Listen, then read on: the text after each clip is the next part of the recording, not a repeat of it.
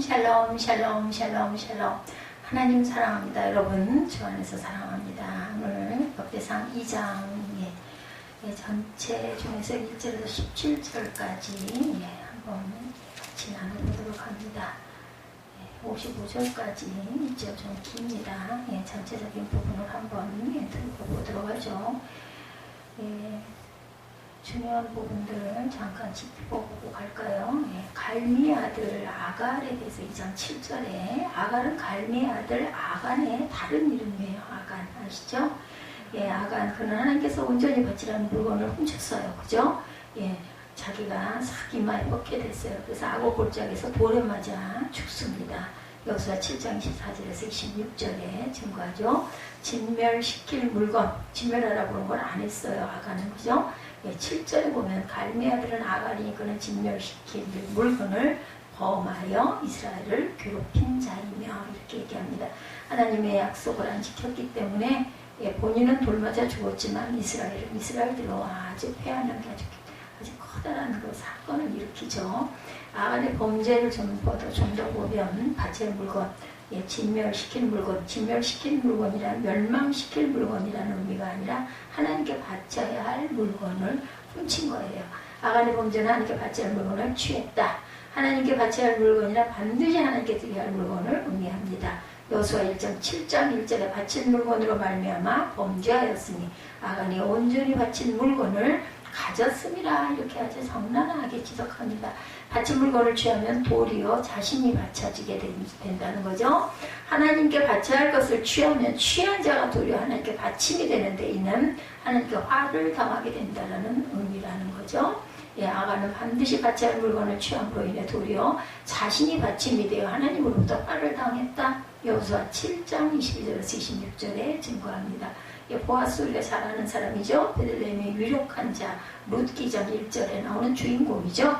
나오미의 기업을 물을 자가 되어 게대 결혼법에 따라 모압 여인 룻과 결혼을 하죠. 보아스. 그럼 유다의 며느리 다말이 게대 결혼 제도를 이유로 시아버지 유다를 속에 동침하여 낳은 베레스의 후손이기도 합니다.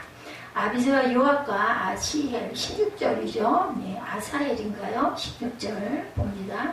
그들은 자매는 스루야와 아비가일이라 스루야의 아들은 아비새와 요압과 아사헬 삼형제다. 아사헬 삼형제다라고 나옵니다. 스루야의 아들이며 다윗의 이종 조카인 이들은 다윗의 왕위를 세우고 굳건히 하는데 큰 공을 세운 대표적인 용사들이다. 아비새는 둘째 세 사람 가운데 가장 존귀한 우두머리로 다윗의 목마름을 해결해주기 위해서 생명을 걸고 물을 길어오죠. 우물에 가가지고.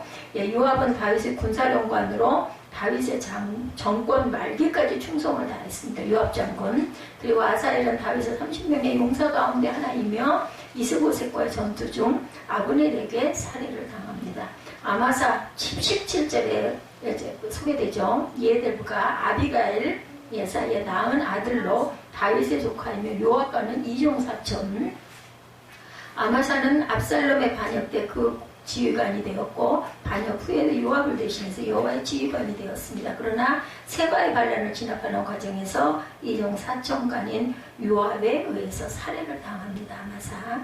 홀, 많은 장군들이 이렇게 나타납니다. 홀은 출애굽도 중 아말렉과의 전쟁에서 아론과 함께 지팡이를 든 모세의 팔이 피곤함에 그의 팔을 붙들어 올린 인물 훌, 들으셨죠? 또한 출애굽 후 성막에 건축한 부살렐의 조부이기도 합니다. 홀에 대한 소개가 여기서 나옵니다.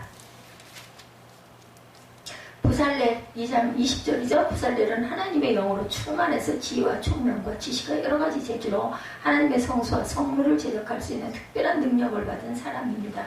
그는 금과 은과 노수로 제작하는 기술을 고안하고 보석을 깎아 물리며 나무를 새기는 여러가지 정교한 일을 하는 기술자였다. 기랏 여아림 50절이죠. 블레셋이 이스라엘과의 전쟁에서 빼앗아갔다가 재앙으로 인해 다시 돌려보내는 언약궤는 베세메스에서 유다 기랏 여아림의 아비나답의 집으로 옮겨져 사무엘 당시까지 20년을 있게 되죠. 기랏 여아림에서.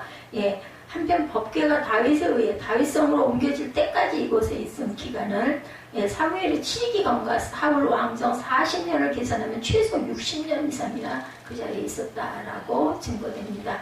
레갑 가문에 대해서 55절, 레갑 사람들은 선조인 레갑의 아들 요나답의 명령에 철저히 순종하여 복을 받습니다. 그들은 선조 요나답의 명령대로 영원히 포도주를 마시지 않고 집도 짓지 않고 파종도 하지 않고 포도원도 소유하지 않은 채 평생 동안 장막에서 살았다고 합니다.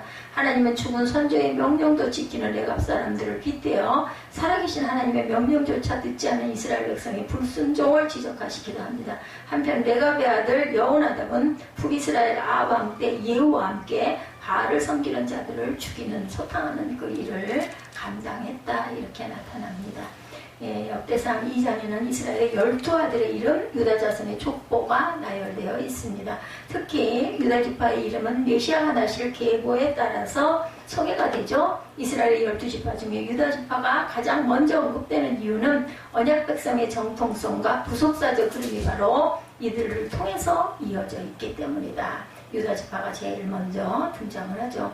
이스라엘의 후손들에 대해서 소개가 쭉게 나타납니다. 1절에서 17절까지 보면 이스라엘의 아들들이 1, 2절에 등장하죠. 2장의 1절과 2절에는 이스라엘의 12아들의 이름이 나옵니다. 야곱의 첫 아내인 레아의 아들들은 장자인 루벤, 그리고 시몬, 레위, 유다, 이사갈, 스불론 아들을 6명이나 두었어요. 레아는 야곱이 사랑하던 둘째 아이는 라헬의 아들들은 애굽의 총리 대신이었던 요셉과 그의 동생 베냐민. 그 요셉의 아들은 조금이라도 금방 알겠고, 이 첫아들 레아의 아들들은 루벤, 시몬, 레위, 유다가 그 찬양하다라는 뜻이 있어서 저는 기억에 남습니다. 이사갈, 스불론 등 6명. 그리고 라헬의 아이들은 요셉과 베냐민, 그리고 레아의 시녀였던 실바의 아들로 갓과 아셀, 라헬의 시녀였던 비라의 아들은 단과 납달리. 이렇게 해서 시녀들에게서 아들 4명, 그리고 라헬에게서 2명, 6명이죠. 그리고 레아에게서 6명, 그래서 12지파가 형성이 됩니다.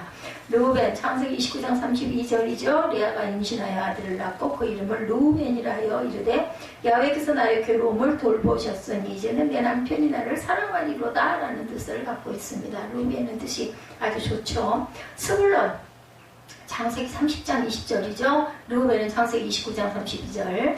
레아가 이르되 하나님이 내게 후한 선물을 주시도다 내가 남편에게 6아들을 낳으리니 이제는 그와 나와 함께 살리라 하고 그의 이름을 스불론이라고 지었다. 나와 함께 살리라 라는 뜻을 갖고 있습니다. 스불론은 유다와 그의 아들에 대해서 3절에 소개되죠. 2장 3절에 유다의 아들은 에르와 오남과 셀라니, 이 세 사람은 가나안 사람 수아의 딸이 유다에게 낳아준 자요 유다의 맏아들 에르는 여호와 보시기에 악하였으므로 여호와께서 죽으셨다라고 하죠. 4절에 유다의 며느리 다말이 유다에게 베레스와 세레를 낳아주었으니 유다의 아들이 모두 5이더라 이렇게 소개가 됩니다.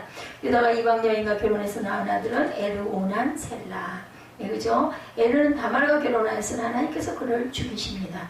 그 아우 오난 역시 하나님의 진노로 죽죠. 이후 유다는 다말과 동침하여 베레스와 세라를 낳습니다.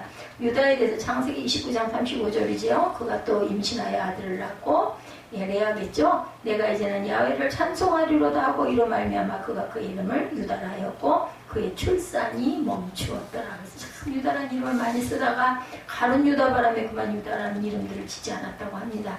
유다의 아들 오난, 창세기 38장 4절이죠. 그가 다시 임신하여 아들을 낳고 그의 이름을 오난이라고 하였다. 베레스의 후손들에 대해서 5절에 나타납니다. 유다를 통해 내려온 구속사의 줄기는 유다의 며느리 다말을 통해 바로 아들에게 이어집니다. 베레스는 셀과 쌍둥이 형제였지만 족보에는 항상 먼저 기록되어 있습니다.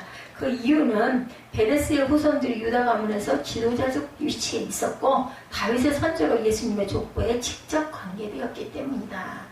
중요한 인물이 앞서죠. 쌍둥이에 대해서 창세기 38장 29절에서 30절 그 손을 도로 들이며 그의 아우가 나오는지라 산파가 이르되 내가 어찌하여 터뜨리고 나오느냐 하였으므로 그 이름을 베레스라 불렀다. 30절에 그의 형 곧 손에 홍색 실을 홍색 실 입는 자가 뒤에 나오니 그 이름은 세라라 불렀더라. 손에다 실을 감고 나왔네요. 세라라는 이름의 뜻이 아마 홍색실을 손에다 감았다 이런 뜻일 것 같습니다. 그리스도의 조상 마태복음 1장 3절 유다는 다말에게서 베레스와 세라를 낳고 베레스는 헤스론을 낳고 헤스론은 남을 낳고 이렇게 이어져서 결국은 그리스도의 조상이 이어져 가죠. 다윗의 계보 헤스론의 후손들에 대해서 9절에 나타나고 있습니다. 헤스론을 낳은 아들은 여람, 무멜과 람과 글루웨라. 람은 암미나답을 낳고 암미나답은 나손을 낳고 나손은 유다 자손의 방백이며 나손은 실마를 낳고 실마는 보아스를 낳고 살만가요? 살마는 보아스를 낳고 여기서 보아스가 나오죠. 보아스는 오벳을 낳고 오벳은 이세를 낳고 이세는 맏아들 엘리압과 둘째 아비나답과 셋째로 시므아와 넷째로 느다넬과 다섯째로 랏대와 여섯째로 오셈과 일곱째로 다윗을 낳았고 그들의 자매는 스루야와 아비가일이라. 스루야의 아들은 아비새와 요압과 아사엘 삼형제요. 아비가일은 아마사를 낳았으니 아마사의 아버지는 이스마엘 사람 예델이더라. 헤스론의 아들 갈렙이 그의 아내 아수바와 여리오색에서 아들을 낳았으니 그가 낳은 아들들은 예셀과 소백과 아르돈이며 아수바가 죽은 후에 갈렙이 또 에브랏에게 장가들었으니 에브랏이 그에게 훌을 낳아주었고 훌은 우리를 낳고 우리는 부살레를 낳았더라. 그 후에 헤스론이 60세에 길르앗 아버지 마길의 딸에게 장가들어 동침하였더니 그가 수굽을 헤스론에 낳아주었으며 수굽은 아이를 낳고 이 아이는 길르앗 땅에서 20세 성읍을 가졌더니 그술과 아람이 아이의 성읍들과 그나과 그에 딸린 성읍들 모두 60을 그들에게서 빼앗았으며 이들은 다 길르앗의 아버지 마길의 자손이었더라. 13절까지 우리 함께 읽어봤습니다. 다윗의 계보에 대해서 이렇게 쭉 설명이 되어지죠. 베레스의 아들 헤스론은 모든 후손의 아비로 그는 아주 다산을 했어요. 그죠? 헤스론이 그런 야곱과 함께 애굽으로 간 70여 명 중에 하나였습니다. 헤스론의 아들 람은 아미나답을 낳고 아미나답은 나손을 낳고 나손은 살마를 낳고 살마는 보아스를 낳고 보아스는 오벳을 낳고 오벳은 이세를 낳았다. 베레스가 시조 민수기 16장 21절 베레스 자손은 이러하니 헤스론에게서 난 헤스론 종족과 하몰에게서 난 하몰 종족이라. 다윗의 조상 루키 4장 19절 헤스론은 람을 낳고 람은 아비나답을 낳았다. 이세의 아들 13절이죠. 오벳의 아들 이세는 8의 아들이 있었는데 그중 다윗이 마지막 말째 아들. 그러나 본정에서 이세의 아들 7과 2 딸이 소개되고 있고 우리는 본문을 통해 이세의 아들 중 하나들이 어린 시절에 죽었다는 것을 알게 됩니다. 그리고 자녀가 일찍 죽었을 경우 자녀가 없다고 하는 것이 일반적이라고 합니다. 본문에서 이세의 가족이 자세히 기술되고 있는 것은 다윗 때문이죠. 이세의 줄기에서 한 싹이 난 메시아 때문이다.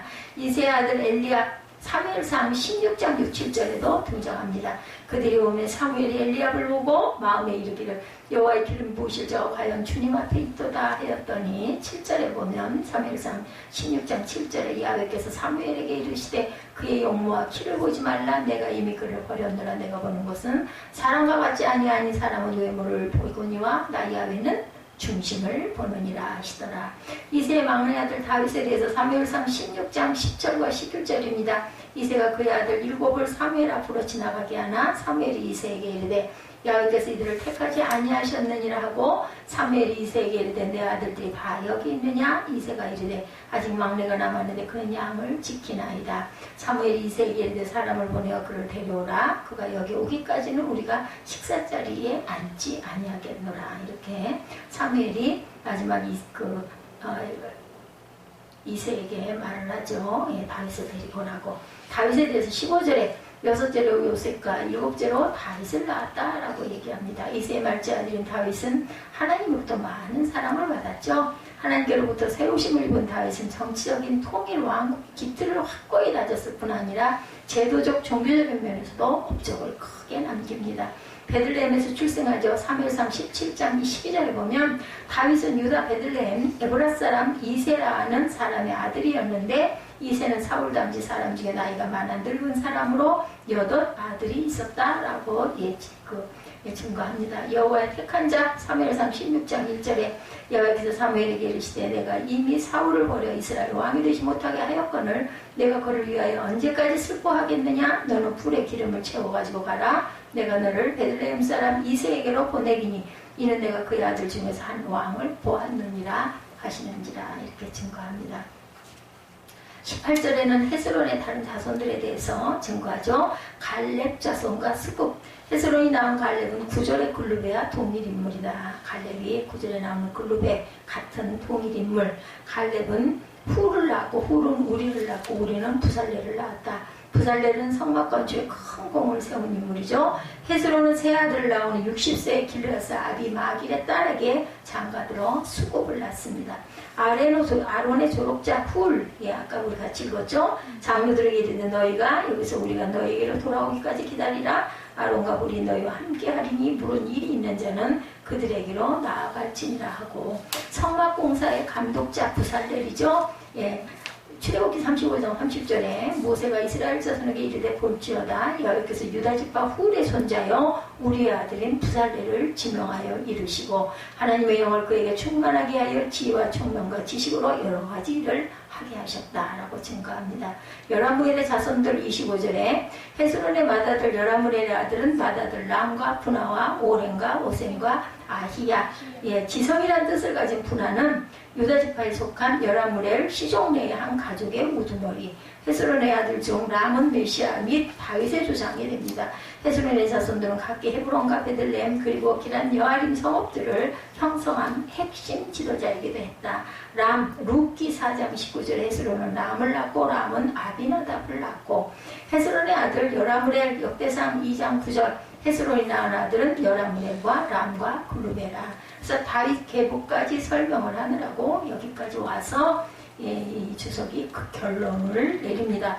하나님께서는 성경에서뿐만 아니라 전 인류의 역사 속에서도 당신의 섭리를 이루어 가시는 걸 봅니다. 하나님께서 야곱의 12아들 가운데 유다를 택하셨죠. 그 후손 가운데 다윗을 택하셨다는 것을 우리가 역대상 2장을 통해서 알 수가 있었습니다. 그러므로 우리는 주어진 일에 최선을 다하여 하나님께 인정받는 저와 여러분이 되어야 되겠다. 다윗의 성전 건축을 준비하는데 1장에서 아담으로부터 시작해서 이스라엘까지 족보, 2장에서는 이스라엘에서 다윗까지 가는 족보를 설명하고 있습니다. 바로 작지만 큰 일을 감당하는 사람이 등장을 하죠. 1절에 보면 이스라엘이 등장을 합니다. 이스라엘은 야곱의 이름을 바꿔줘서 이스라엘이 되었는데 야곱은 에서를 대신한 사람이죠. 3절에 유다는 루벤을 대신해서 영적 장자로 등장을 하죠. 다음에 다윗이 큰형인 엘리압을 대신해서 등장을 합니다. 야곱이나 유다나 다윗은 전부 큰아들이 아니었어요. 작은 아들입니다. 어떤 사람은 둘째요, 넷째요, 여덟째, 누아, 다윗이 그들의 부모들이 생각할 때 실상은 아무것도 아닌 아들들이었어요. 그러나 이 사람들이 구속의 역사에 큰 일을 감당하게 됩니다. 작은 자가 큰 일을 감당하는 그러한 경우, 우리도 아무것도 아니지만 하나님 앞에 작지만 큰 일을 감당해서 하나님의 가슴에 잊어버릴 수 없는 저와 여러분들이 되시기를 주님의 이름으로 축복합니다. 그럼 우리가 작지만 어떻게 큰 일을 감당해 가야 할 것인지 본문에서 우리가 묵상해 갑니다. 우리가 작지만 어떻게 큰 일을 감당해 갈 것인가. 첫 번째는 세상적인 데서 영적인 일로 바꿔줘서 작지만 큰 일을 감당할 수 있고 감당해야 되겠죠. 1절에 이스라엘은 야곱이 바뀌어진 이름이죠. 야곱에는 에서를 대신해서 구속사에 기록되고 있습니다. 에서는 장자의 명분을 경울이 여기서 팥죽 한 그릇에 장자 명분 팔아먹었어요. 그죠? 에서는 원래 참 잘났다고 그래요. 사냥도 잘하고 아주 남자답고 씩씩하고 또 하나 아주 잘 먹었을 것 같아요. 그죠? 육식을 잘했고 아버지에게서도 인정을 받고 사냥해서 요리를 해드리면서 아버지께 그 사랑을 받았던 그런 아들이었습니다. 때에서는 장자로서 할 일을 하지 못한 자, 세상적인 사람, 먹는 것에 더 연연했던 사람, 똑똑하고 잘났고 괜찮지만 영적인 대로 바꿔진 사람이 아니었다.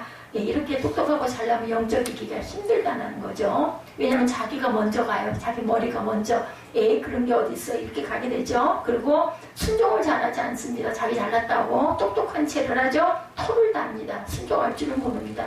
야곱은 에서와 달랐어요. 그죠? 부족하고 아무것도 아니지만 항상 하나님을 먼저 경외하고 의식하며 살았고 겁도 많았어요. 그죠? 그래서 하나님께서 훈련시키셔서 이스라엘이라는 이름으로 사람을 만드셨어요.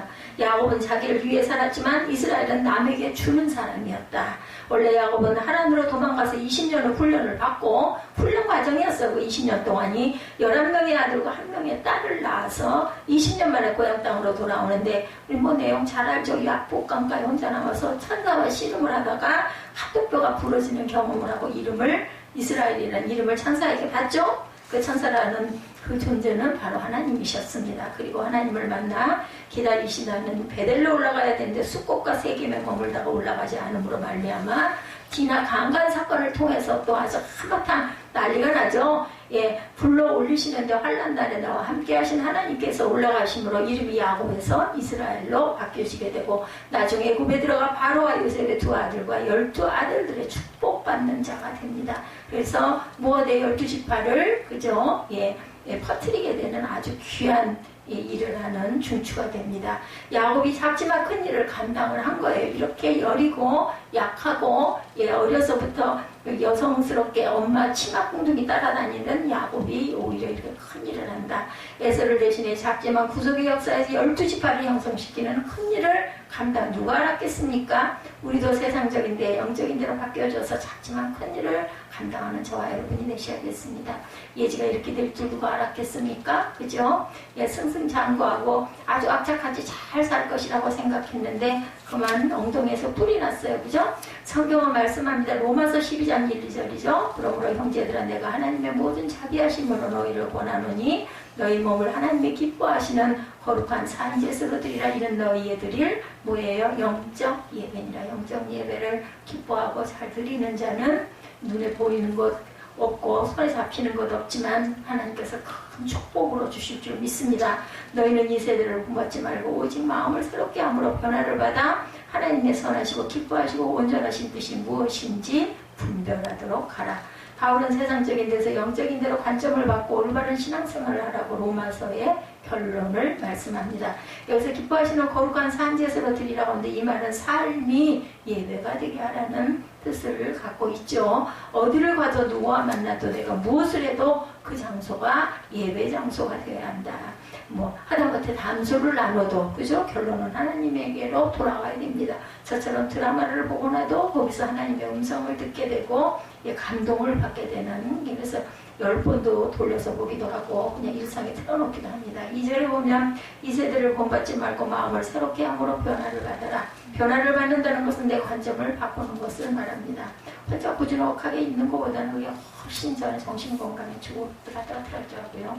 내 편에서 보는 눈을 상대편에게 나를 볼 수 있는 눈으로, 즉 내 편에서 하나님을 보는 눈에서 하나님 편에서 나를 보는 눈으로 바꾸라는 거죠. 나를 내가 바라보고 내가 나를 자꾸 변호할 일이 아니라 하나님이 나를 보시면 뭐라고 그러실까? 어떤 사건을 만났을 때도 하나님은 뭐라고 하실까라는 것을 하나님 관점에서 해석을 하고 바라볼 줄 알아야 되겠다. 그래야 공평한 저울이 됩니다. 또 하나님의 선하시고 기뻐하시고 온전하신 뜻이 무엇인지 분별하도록 하라는 것은 어떤 것을 하나님이 기뻐하시고 싫어하는 줄을 알고 하나님께서 싫어하시는 일을 하지 말고 하나님께서 기뻐하시는 일을 하도록 해라. 이렇게 바뀌어져서 작지만 큰 일을 감당하라는 말씀이죠. 순종 안 하는 자는요, 독불 장군은 없어요. 절대로 하나님이 쓰시지를 않습니다. 우리도 로마서의 결론으로 말하고 있는 말씀대로 세상적인 데서 영적인 데로 바꿔져서 작지만 큰 일을 감당하는 저와 여러분이 되시기 바랍니다. 나다나엘 알죠? 예. 나다나엘은 처음에 바돌로메죠. 사도 빌립을 통해서 예수를 만나죠. 그런데 나다나엘은 예수님을 만났을 때 나사렛에서 선한 것이 나겠느냐? 이렇게 반문했어요. 그죠? 예수님은 아무것도 아닌 것으로 이야기를 했던 사람입니다. 그런데 빌립이 와봐라 하고 부르죠. 그래서 결국은 마땅치 않아 하면서 예수님을 만나게 되죠. 그때 예수께서 빌립에 너를 부르기 전 무화과나무 아래 네가 있을 때 내가 보았노라 말씀을 하는 바람에 그만 깜짝 이렇게 딱 해를 찌르면 놀라게 되죠. 큰 일을 볼 것이라고 말씀하자 깜짝 나다나엘은 놀랍니다. 또 하늘이 열리고 하나님의 사자들이 인자의 오르락 내리락 하는 것을 볼 것이라고도 말씀하죠. 나다나엘은 거기서 완전히 뒤집어집니다. 세상적인 관점을 가지고 있다 영적인 관점으로 바뀌어져서 사도가 되어 작지만 큰 일을 감당하는 자가 되죠. 우리도 나단의 일과 같이 세상적이 되어 있었다면 영적인 대로 바뀌어져야 합니다. 작지만 큰일을 감당하는 저와 여러분이 되시기 바랍니다. 우리가 작지만 어떻게 큰일을 감당해 갈 것인지, 두 번째는 정욕적인 데서 뜻을 이루는 대로 바뀌어져서 작지만 큰일을 감당해야 되겠다. 유다는 원래 먼저 에르와 오난과 셀라를 가나안 여인을 통해서 낳았어요. 그런데 에르와 오난은 하나님이 죽이셔서 셀라가 남습니다. 그런데 셀라를 다말에게 빨리 주지 않자 다말이 유다와 부정한 관계에서 베레스와 셀라를 자기 시아버지에게서, 그죠? 베레스의 후손을 통해 예수께서 오시게 됩니다. 야곱의 첫 번째 아들은 루벤인데 유다는 네 번째 아들이었죠. 루벤이 첫 번째 아들인데도 네 번째 아들인 유다가 영적 장자가 되어서 다윗의 선조가 됩니다. 유다는 정욕적인 대로 가지 않고 하나님의 뜻을 이루는 대로 가서 영적 장자가 되죠. 그래서 유다는 작지만 큰 일을 감당합니다. 야곱도 차남인데, 그죠? 또 여기도 보면 이 네 번째 아들이 큰 영적인 장자가 됩니다. 첫째 아들은 누벤이라 우선권이 있고 크지만 서머를 통과하여 아버지의 친상을 더럽힘으로 말미암아 루벤은 장자가 되지 못합니다. 정욕적인 데 머물고 있었던 루벤은 하나님의 뜻을 이루지 못하고 장자이지만 요단 동편을 분배받는 것으로 끝이 납니다. 그러나 유다는 네 번째 아들도 아무것도 아니었지만 요단 서편에서 가장 중심지를 분배받고 정욕적인 데서 하나님의 뜻을 이루는 대로 온전히 바뀌어짐으로 말미암아 영적 장자가 되어서 다윗이 오는데 귀하게 쓰임받는 사람이 유다였습니다. 찬양할지어다. 유다는 어떤 일을 할 때도 항상 하나님의 뜻을 먼저 이야기합니다. 요셉을 팔 때도 유다는 죽이지 말자고 반대했죠. 애굽으로 곡식을 사러 갔을 때나 시므온이 갇히고 베냐민을 데리고 오라고 할 때도 유다는 먼저 나서서 아버지 야곱의 가슴에 기억된 바가 되게 뭉클한 이야기를 합니다. 베냐민을 데리고 가는데 결정적인 역할을 한 사람이 바로 유다죠. 베냐민 데리러 갔더니 요셉이 총리가 된 것을 알고 야곱이 내려가서 거기서부터 많은 이스라엘 민족이 생기게 되어 하나님의 뜻을 이루는데 큰 일을 감당한 사람이 바로 유다였습니다. 정욕적인 데서 뜻을 이루는 대로 바뀌어져서 작지만 큰 일을 감당한 사람, 우리도 세상적인 조건이 아무것도 아니지만 유다와 같이 하나님의 뜻을 이루는 데 바뀌어져서 큰 일을 감당하는 저와 여러분이 되시기 바랍니다. 성경은 말씀하죠. 갈라디아서 6장 8절입니다. 자기의 육체를 위하여 심는 자는 육체로부터 썩어질 것을 거두고 성령을 위하여 심는 자는 성령으로부터 영생을 거두리라. 바울은 육체를 위해 심는 자는 썩어진 것을 거두고 성령을 위해 심는 자는 영생을 거둔다, 이렇게 증거합니다. 우리도 육체를 위해서 심는 자가 아니라 성령을 위해서 심어서 정욕적인 데서 하나님의 뜻을 이루는 대로 바뀌어지는 작지만 큰 일을 감당하는 저와 여러분이 되시기 바랍니다. 우리가 잘 아는 빌레몬을 재운 오네시모, 빌레몬의 집에서 골로새 교회가 시작이 되죠. 오네시모는 자기 주인인 빌레몬의 것은 무엇인가 훔쳐서 도망을 갔었어요. 그런데 바울이 로마 감옥에서 오네시모를 만납니다. 이것도 우연한 일은 아니겠죠. 바울의 복음을 듣고 정욕적인 데서 뜻을 이루는 대로 바뀌어져서 작지만 큰 일을 감당하는 오네시모가 되죠. 하나님의 동역자라서 같이 바울과 일할 수 있는 데까지 완전히 바뀌어진 사람이 바로 오네시모. 그래서 오네시모가 바뀌어졌기 때문에 오네시모의 손에 들려서 빌레몬서를 빌레몬에게 보내게 됩니다. 그래서 빌레몬과 오네시모가 만나면 오네시모가 용서를 받고 성경에서 기록이 없지만 바울과 많은 일을 했을 것이죠. 오네시모는 먼저는 자기를 위해서 물건을 훔쳐왔던 사람이었는데 나중에는 하나님의 뜻을 이루는 대로 완전히 바뀌어져서 전에는 무익하였으나 이제는 유익한 자라고 바울이 증거합니다. 오네시모는 전에는 도둑이었지만 나중에 바뀌어져서 하나님의 뜻을 이루는 영적인 그러한 전도자가 됩니다.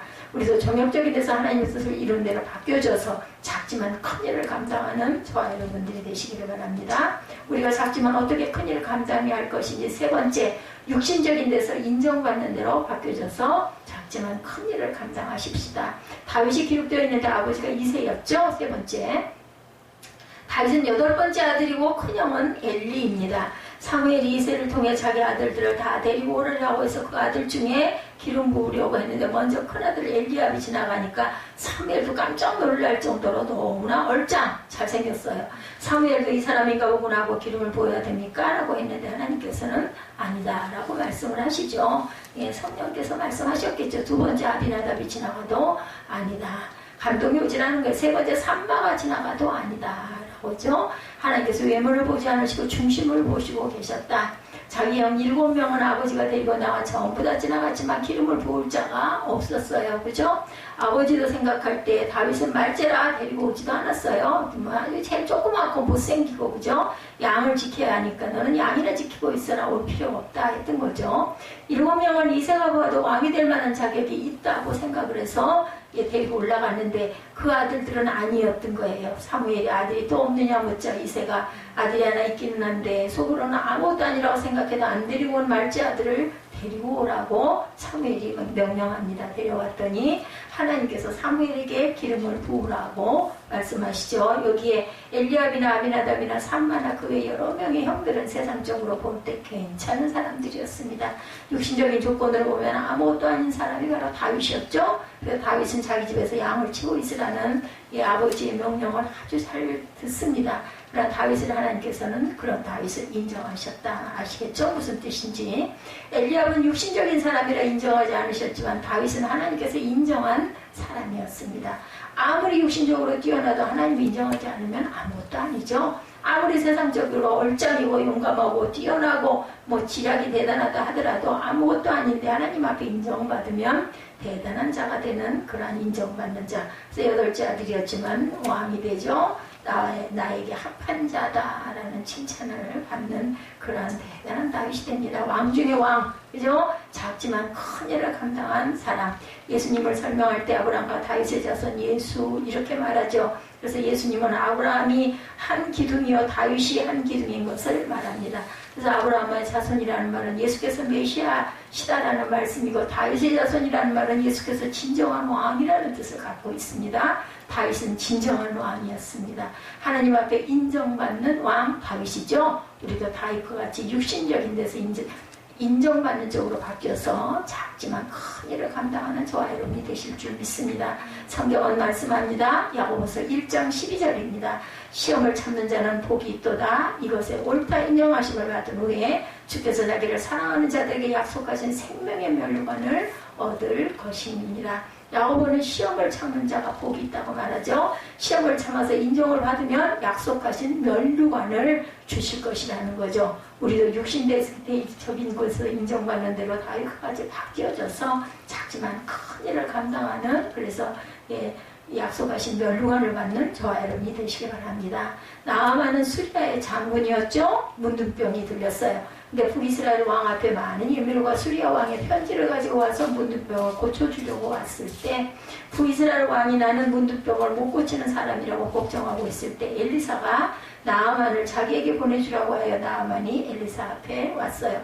나아만 장군이 왔으니까 문을 열고 아주 버선발로 뛰어와가지고 맞이하고 기도해서 문둥병을 낫게 해줄 줄 알았더니 어떻게 했어요? 문전박대를 하죠. 반갑게 대접도 안 해주고 그저 종복을 시켜가지고 요단강에 가서 7번 씻으라는 말만 전하죠. 나아만 장군 어땠어요? 무시한다고 화가 납니다. 그죠? 자기네 강은 더 아름다운데 내가 이런 똥물에서 목욕을 하겠느냐 이렇게 얘기를 하죠.